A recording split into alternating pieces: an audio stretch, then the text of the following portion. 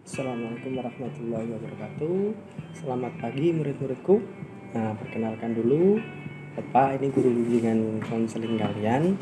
Tadi untuk kelas 7E sampai dengan kelas 7H ya, lebih tepatnya itu nanti BK-nya bersama Bapak. Nah, untuk kita lebih tahu nanti seperti apa itu BK atau dan lain-lainnya, mari kita simak video kita di atas ini ya. Kita lihat ya. Nah, kita ya mulai dari materi kita hari ini. Yang pertama kita cukup untuk mengenal bimbingan dan konseling terlebih dahulu ya.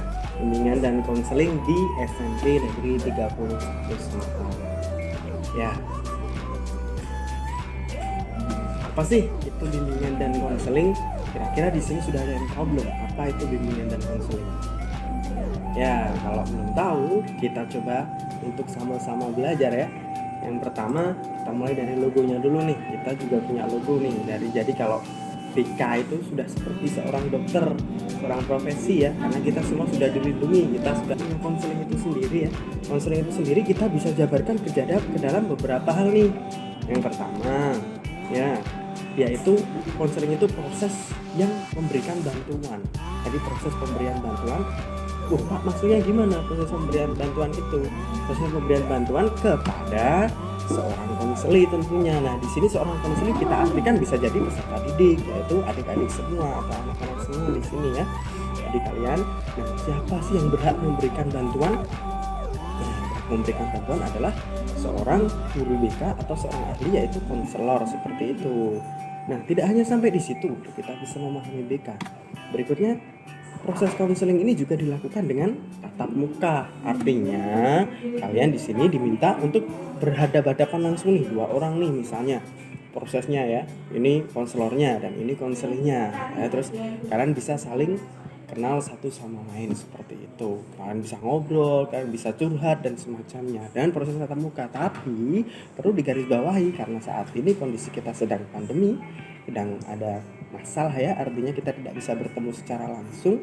Jadi kita bisa melakukan tatap muka ini secara virtual seperti itu, baik dengan Zoom dan semacamnya.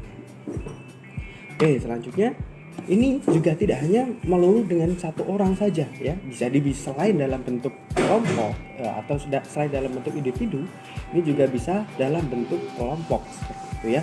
Jadi ada dua format yang biasa kita pakai ya, dari secara atau individu ataupun secara kelompok seperti itu. Dan ini tujuannya bisa kita lihat di samping sini ya, ini atau di atas sini nih, ini agar si konseli ini atau kalian ini bisa mencapai kemandirian dan juga berkembang secara optimal sesuai dengan tugas perkembangan kalian. Jadi memang tinggal kita lihat nanti, tugas perkembangan kalian seperti apa untuk anak kelas 7 SMP.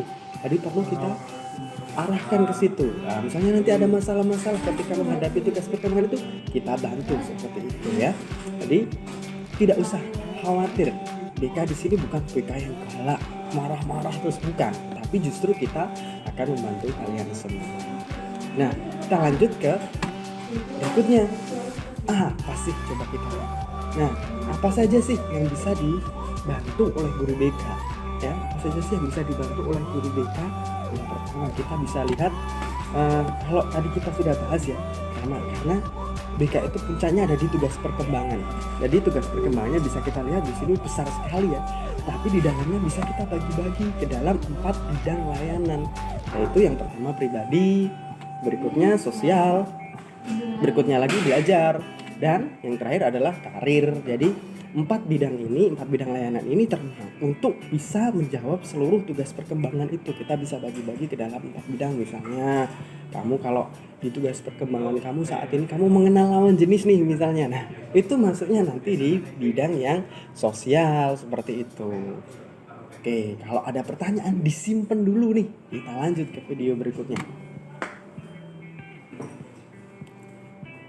Oke, lalu untuk apa layanan BK itu? Kita coba lihat ya. Oke. Layanan BK yang pertama yaitu pemahaman. Artinya layanan BK ini di sini digunakan untuk supaya kalian memahami sesuatu atau kalian supaya mengerti sesuatu, punya akan konsep akan sesuatu ya, sadar akan sesuatu dan semacamnya seperti itu. Setelah paham biasanya kadang di tengah-tengah kalian juga punya masalah nih. Nah, ini di sini ada tahap yang kedua atau kita sebut fungsi yang kedua layanan BK ini, yaitu pencegahan. Pencegahan maksudnya supaya kalian tidak melakukan atau tidak terjerumus kepada suatu masalah-masalah tertentu seperti itu. Nah, berikutnya lagi adalah pengentasan. Nah, ini sudah terjadi. Artinya masalah yang kalian ini sudah menderita suatu masalah. Kalian ini sudah terkena suatu masalah atau sedang mengalami suatu masalah. Nah, ini fungsi yang ketiga ini layanan BK ini untuk mengentaskan masalah-masalah yang sedang terjadi pada diri kalian. Nah, yang terakhir ya ini pemeliharaan dan juga pengembangan. Nah, di materi yang ini di fungsi yang ini kalian juga bisa memelihara atau mengembangkan. Contohnya mengembangkan apa Pak? Mengembangkan bakat, minat dan juga hobi dan semacamnya. Yang ini justru ke arah positif. Bahkan setelah masalah kamu terhentaskan, kamu bisa mengembangkan perilaku-perilaku baru yang lebih positif seperti itu. Oke, kita lanjut lagi nih. Kita lihat. Oke, bagaimana sih BK itu memberikan layanan? Tuh, Pak, kalau BK itu kasih layanannya tuh maksudnya gimana tuh Pak? Konseling itu gimana? Nah, ini ternyata kita bisa bagi saat ini untuk di SMP Negeri 31 Semarang itu ada 3. Yang pertama yaitu individu atau perorangan. Jadi ini konseling prosesnya atau kita biasa bisa meditasi dan semacamnya itu kita bisa secara perorangan layanannya formatnya ya. Jadi langsung tatap muka atau bertemu satu orang konseli dengan konselornya ketemu satu ya. Oke. Selanjutnya dengan format kelompok biasanya sih berkisar antara 2 sampai 10 atau 15 orang seperti itu. Jadi dengan adanya konselor dengan beberapa orang sekaligus, tetapi jumlahnya tidak terlalu banyak, masih dibatasi. Dan yang terakhir itu klasikal.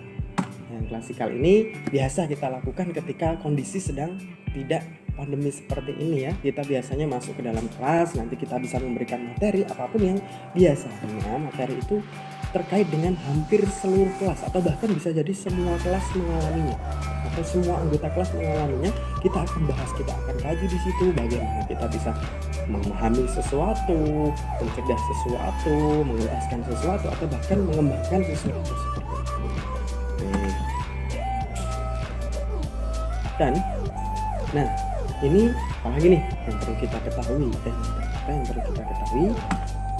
ya, kita cukup tunggu pertemuan BK selanjutnya dan silahkan nikmati ya apa saja yang bisa kalian lakukan minggu ini sebelum kita bertemu di layanan berikutnya.